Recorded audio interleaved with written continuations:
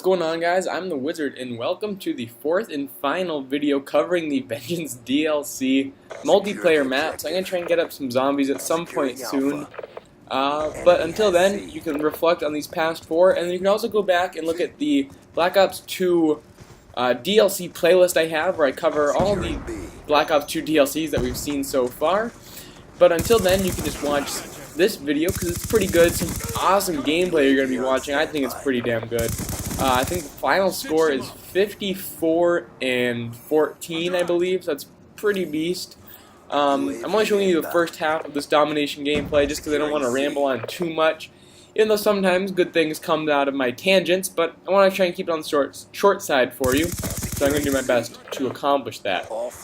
But jumping in, we are playing on the map Detour. Now, when they first showed this off in the DLC trailer, they made it look really cool. Look at that, I already got my damn escort drone. That was fucking fast as hell. Anyways, I didn't really remember doing it that quickly. I don't think I get another one though. But I start off super hot. But like I was saying, they showed off this map in a way that it looked much better than it actually is. Personally, that's my personal opinion. Some might say, in the words of Chris Move, this map needs a picture frame. Look at that, I got a quad feed with the escort drone. I need to do a whole video on the escort drone. Someone remind me that in the comments at some point. But, so this map, they made it look really cool, like you could go under the whole bridge, like it's a double layer bridge, but it's really not. You can go underneath on both sides, and you can go around, there's a little pipe you can climb, you might see some action of that. But you can't go like down the middle of it. In fact, on B, as you saw when I stormed it off the bat, and you see right there, there are just those two holes, and you would think those jump down to the bottom layer. That'd be smart, that'd be nice, that'd be a great feature to have. But no, those just plummet. If you go in those, you just plummet to your death.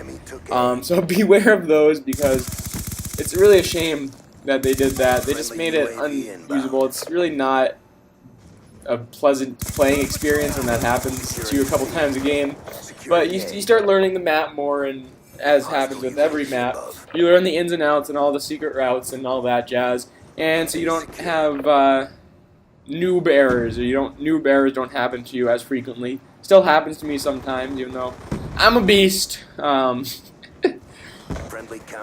yeah, so overall, you know, this is probably my least favorite out of the four maps. If you missed my other videos, like I said, you can find them in just my recent videos, or you can find the DLC playlist on my channel. The four maps that we've covered already are Uplink, Cove, Rush, and now we're on Detour. Like I said in my Rush video, I don't have a set list right now. It's still a little too early to pick my favorites out of the four.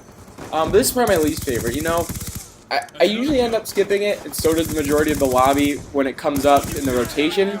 That doesn't mean it's a bad map. Like, as you see in this gameplay, I'm going ham. I'm doing my 1-2 thing on this bridge, but it doesn't mean I really enjoy the map, because you can get a good gameplay with anything. Like, I didn't like the M1216 shotgun, but I got a solid gameplay with that in the Rush gameplay that I showed you in the last video. And I didn't like the SMR, but then I messed around with some attachments, and you know what? I went 80-3. You can see that gameplay somewhere in my old videos. But it really shows you just gotta work with it, and eventually you'll probably warm up to you, and you'll warm up to the map itself. But yeah, overall, like I've been saying, it's kind of a map where you might be hot one game, the next game it can just completely turn on you.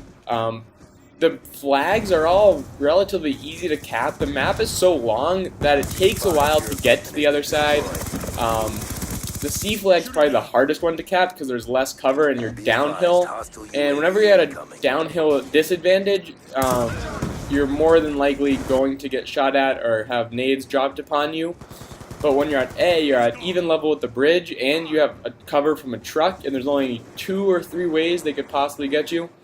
When with C, there's much more, because like I said, you drop down a bit.